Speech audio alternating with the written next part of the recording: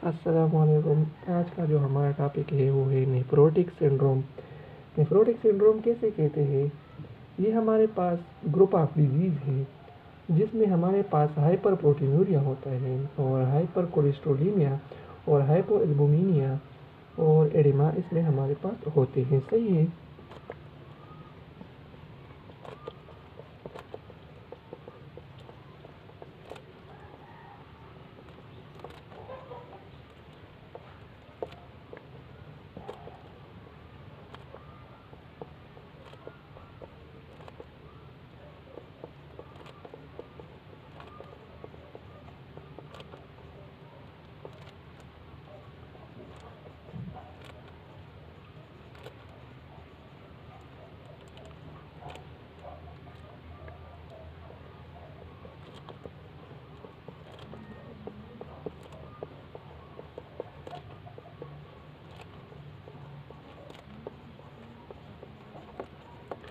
तो इसमें हमारे पास ग्रुप ऑफ डिजीज़ है ये हमारे पास, जिसमें हमारे पास हाइपर कोलेस्ट्रोलीमिया, हाइपोएल्बुमिनिया और हाइपर प्रोटीनूरिया और हमारे पास एडिमा इसमें होते हैं। सही है।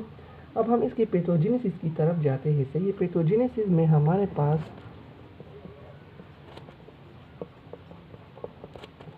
जब हमारे पास एंडोथेलियल सेल जो होते हैं ब्लड वेसल के हमारे पास डैमेज हो जाते हैं। सही है। डैमेज ऑफ एंडोथेलियल सेल, जब एंडोथेलियल सेल डैमेज हो जाते हैं तो वहाँ पर इन्फ्लेमेशन होता है और जो पोर की साइज़ है हमारे पास वो हमारे पास इंक्रीज होता है, इंक्रीज पोर साइज़। ठीक है। और इसके साथ फिर जब पोर्स की साइज़ हमारे पास इंक्रीज होता है तो एल्ब्यूमिन हमारे पास इसमें फिर पास होता है। पासिंग ऑफ एल्ब्यूमिन जब हमारे पास पास होता है तो इन यूरिन में तो हमारे पास होगा हाइपोएल्बुमिनिया हमारे पास होगा। सही है। और जो एल्बुमिन हमारे पास रिलीज होगा तो हमारे साथ इसमें जो है वो प्रोटीन भी हमारे पास इसमें जो है वो यूरिन में इंक्रीज हमारे पास होगा, तो हाइपर प्रोटीनूरिया भी हमारे पास होगा। सही है। और इसके साथ जब एल्ब्यूमिन हमारे पास जो लीवर है हमारे पास वो प्रोटीन की सिंथेसिस जो है हमारे पास स्टार्ट करेगा। सही है।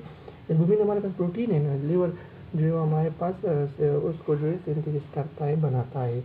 तो हमारे पास लीवर जो है प्रोटीन की सिंथेसिस करेगा। जब प्रोटीन की सिंथेसिस करेगा तो वहाँ पर कोलेस्ट्रॉल भी हमारे पास इंक्रीज होगा, तो वहाँ पर क्या होगा, हाइपर कोलेस्ट्रोलीमिया हमारे पास होगा। सही है। और इसके साथ फिर तो हमारे पास फिर ब्लड फ्लो जो है हमारे पास डिक्रीज होगा, decrease blood flow. Blood flow decrease होगा तो वेनस की जो हमारे पास रिटर्न होगा, वेनस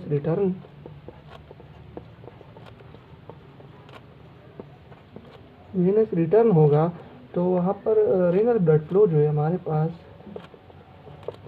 रेनल ब्लड फ्लो, जब हमारे पास रेनल ब्लड फ्लो में हमारे पास फिर क्या होगा, रास की मैकेनिज्म जो है वो हमारे पास शुरू होगा। सही है। तो फिर हमारे पास जब रास की मैकेनिज्म एक्टिव होगा तो फिर क्या होगा, वाटर और इलेक्ट्रोलाइट की जो हमारे पास फिर क्या होगा, रिटेंशन होगा।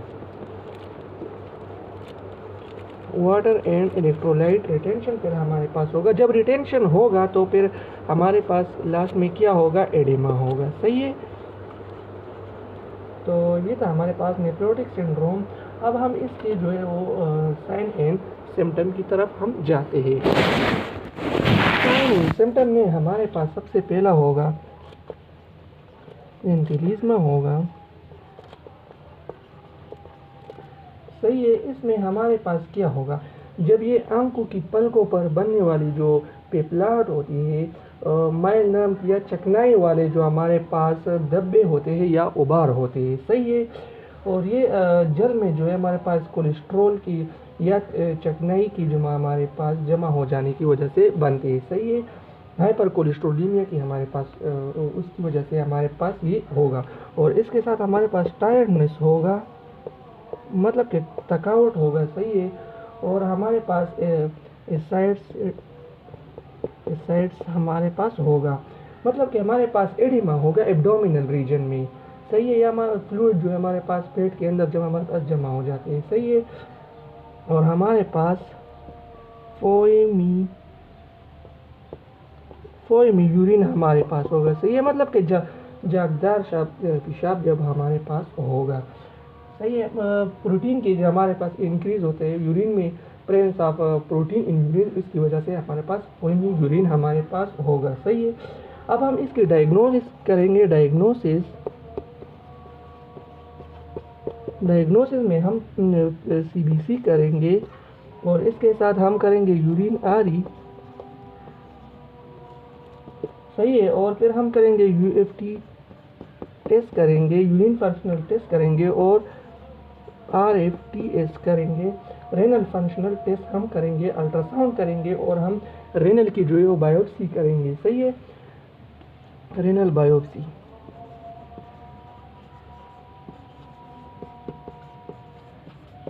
मतलब हम किडनी के जो है वो एक टिश्यू को हम देंगे और माइक्रोस्कोप में हम फिर देखेंगे, सही है। काजेज में हमारे पास पहले नंबर पर जो आता है वो हम जब हम NSAID non steroidal anti inflammatory drugs जब हम ज़्यादा लेंगे तो ये हमारे पास पेन को रिड्यूस करता है, फेवर और इन्फ्लेमेशन को, एनिसेड, सही है। मतलब कि हम बुरुफ्रीन जो है वो हम बुरुफ्रीन जो हमारे पास होते है, इसे हम इनटेक जो इस तरह करेंगे तो ये फिर हमारे पास ये होगा, सही। और जो हमारे पास डायबिटिक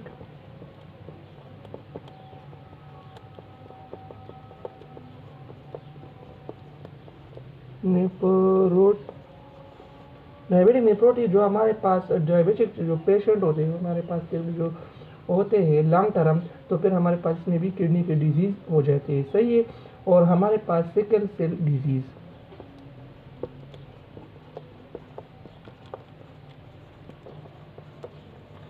तो इसमें आरबीसी की जो स्ट्रक्चर है वो हमारे पास एबनॉर्मल होती है, तो फिर इसमें हमारे पास जो है वो फिर पास होते हैं, सही है। अब हम इसकी ट्रीटमेंट